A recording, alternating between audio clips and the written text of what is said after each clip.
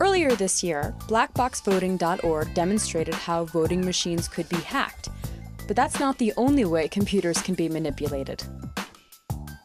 Clint Curtis, former software designer for Yang Enterprises, talks with Brad Friedman about how he was asked to create bogus voting software. Hi, I'm Brad Friedman here at the National Summit to Save Our Elections in Portland, Oregon. I'm speaking with Clint Curtis, vote rigging software prototype whistleblower. In 2000, you were working at a firm by the name of Yang Enterprises, Inc. in Oviedo, Florida. Another fellow who worked for that organization was a man by the name of Tom Feeney, who just happened to become the Speaker of the Florida House. He was also the General Counsel and registered lobbyist at Yang Enterprises, Inc. An extraordinary meeting happened, I believe it was in October of 2000, as you've told me. Give me an idea what happened at that meeting. Tom Feeney came in. His job was to basically feed us contracts, and he could ask us, we could do them. If we could, then he would feed it to Yang. And he asked us to build a vote rigging software that could manipulate the vote so that you could select the winner however you wanted to. Now, in your sworn affidavit, you said that there was three, I believe, very specific things that Feeney said this program would require. Correct. He wanted it to be touchscreen capable, right, which is true of any program you write that, uses a mouse pointer. And he wanted it so that it could be done without any third-party intervention. So you didn't have to sit across the street with a little robot machine or anything. You could actually walk in, touch hidden buttons on the screen, and make the vote flip.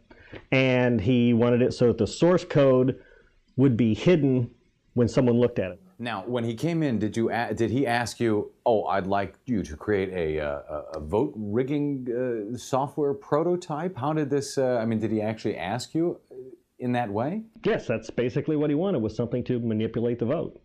And I thought that he was trying to prevent vote fraud, and he wanted some sort of a prototype to look at and to show people and say, this is what can happen. These are the laws we need to make sure it can. Why would you agree to do that? Well, who's going to be stupid enough to let you put software out there without looking at the source code? So it wasn't like anything I created could actually be used, because no one's going to let you use proprietary software in a federal election, are they?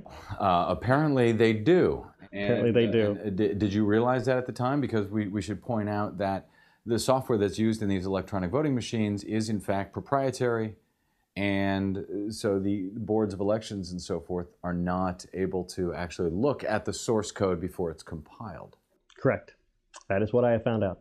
So after this meeting, when Mrs. Yang, your boss, sent you away to go make this program, you wrote this program. You told me, I believe, that it took about 24 hours. You did it overnight? Simple program. Simple program. All right, so you brought that to your boss the next day. What happened? But I took that to her and said, here it is, and here's all you need to look at. You can see in the program on what laws you would make to keep from having election fraud. So you wrote documentation to go with the program? Correct. Handed it to her, and she says, you don't understand. In order to get this contract, we have to hide the manipulation source code because it's for controlling the vote in South Florida. Now, you've sworn to that in a sworn affidavit. And at a polygraph test.